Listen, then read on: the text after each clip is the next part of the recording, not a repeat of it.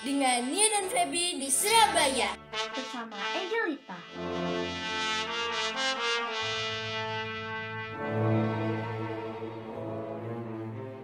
Saudara-saudari pencinta Sabda Allah yang terkasih, kita berjumpa lagi dalam Gema Santo Nursiansen edisi Kamis 14 Januari 2021. Hari ini kita akan merenungkan Injil Markus bab 1 ayat 40 sampai 45. Jauh sebelum wabah corona, orang-orang kusta pada zaman Yesus, bahkan pada zaman sebelum Yesus, sudah mengalami apa yang kita alami saat ini. Karantina, isolasi, dan physical distancing. Dalam kitab Imamat bab 13 digambarkan secara detail mereka hidup terasing di luar perkemahan, dijauhi oleh orang banyak, dibatasi kegiatannya agar penyakit kusta mereka tidak menulari orang lain. Pakaian mereka compang-camping. Ketika bertemu dengan orang sehat, mereka harus berteriak najis, najis, agar orang sehat tidak mendekati mereka. Pada Injil hari ini, orang kusta yang harus diisolasi datang dan menemui Yesus. Ia melanggar peraturan. Ia datang dan berbaur dengan orang-orang sehat dan terlebih bertemu dengan Tuhan Yesus. Lebih sehat makanan yang dikukus. Untuk kolesterol tak perlu khawatir. Keberanian si kusta datang ke Yesus membuat dirinya menjadi tahir. Apa yang membuat orang kusta ini sampai berani meninggalkan tempat tinggalnya di pengasingan dan datang ke kota menemui Tuhan Yesus? Tentu jawabannya sederhana, karena ia sakit dan mau disembuhkan. Sesungguhnya penderitaan orang kusta lebih daripada sekedar penderitaan fisik.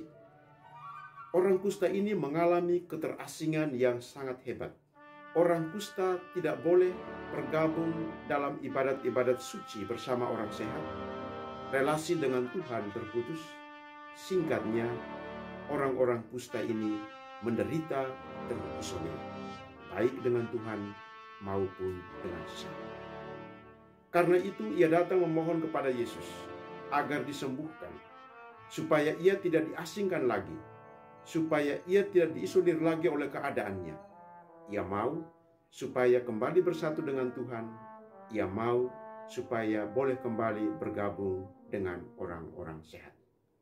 Atas belas kasih Yesus yang mendalam, orang yang menderita kusta, yang hidupnya terisolir, akhirnya disembuhkan. Jalan menanjak harus perlahan-lahan, terlebih kalau tidak terburu-buru. Hati Yesus tergerak belas kasihan, maka disembuhkan orang kusta itu. Saudara-saudariku yang terkasih, kita semua sehat. Kita bukan penderita-penderita kusta. Kulit kita mulus-mulus. Kita menggunakan banyak produk untuk merawat keindahan tubuh kita yang adalah pemberian dari Allah. Tetapi saudara-saudari, barangkali kita menderita kusta yang menajiskan orang lain, yang menajiskan diri kita, yang menyebabkan hubungan kita dengan orang lain menjadi asing.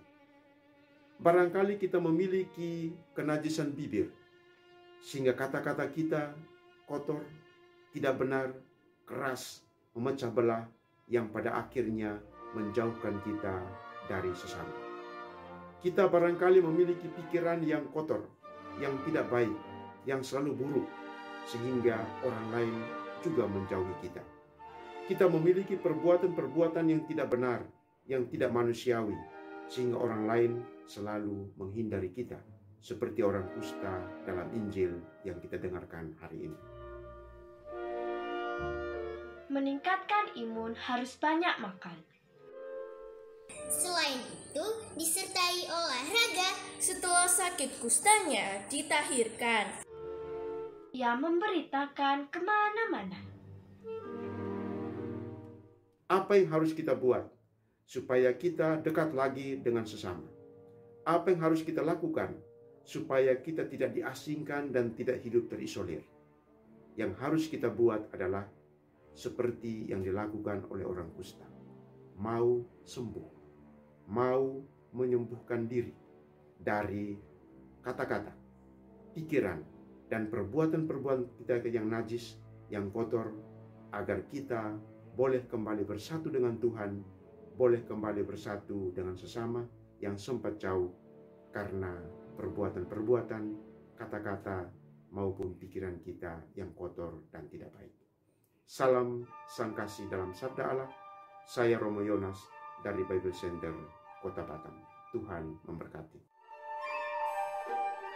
Et benedictio Dei omnipotentis, Patris, et Filii, et Spiritus Sancti, descenda super vos et maneat semper.